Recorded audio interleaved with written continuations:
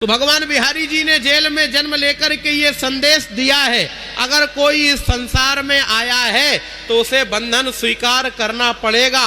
वो बंधन चाहे परिवार का हो या समाज का हो या जाति का हो या धर्म का हो, संस्कृति का हो, सभ्यता का हो, उसे बंधन स्वीकार करना पड़ेगा।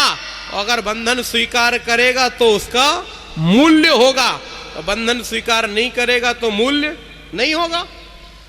आपके यहाँ गांवों में हमने देखा कि दो तरीके के जानवर होते हैं। माई लोग ध्यान से सुनना, हम बता रहे, दो तरीके के जानवर हमने देखे गांव में। दो तरीके के जानवर होते हैं। एक कैसे होते हैं? एक होते हैं पालतू, एक होते हैं फालतू। पालतू वाले कौन? जिसके गले में रस्सी पड़ी है। और फालतू वाला कौन? जिसके गले में कोई रस्सी नहीं पड़ी है। एक कुत्ता आपके यहाँ होता शहर में, हमने देखा गले में रस्सी पड़ी होती, पट्टा। हाँ, हमने देखा महाराज बंबई में 4 लाख रुपया का पालतू है, 4 लाख का बिक रहा, 4 लाख रुपया। और एक कुत्ता वो भी होता जो आपके शहर में घूमता है, चाहे कोई डंडा मार के भगा देता है। वो कौन सा है? वो फालतू है। अच्छा, वो पालतू वाला मूल्यवान कैसे हो गया?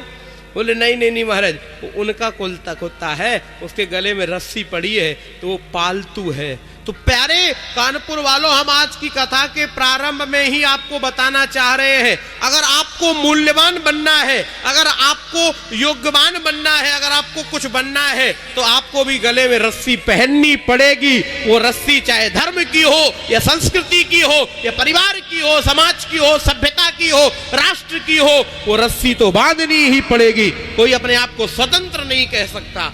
स्वतंत्रता हमारे यहाँ है, लेकिन स्वतंत्रता का मतलब स्वच्छंदता से बिल्कुल नहीं हो सकता। आपको कहीं ना कहीं तो बंधन स्वीकार करना ही पड़ेगा, तभी आपका मूल्य होगा। और बंधन स्वीकार नहीं करोगे तो कोई मूल्य नहीं होगा। भगवान बिहारी जी ने जन्म जेल में लेकर के ये बंधन की प्रेरणा हम सब लोगों को दी।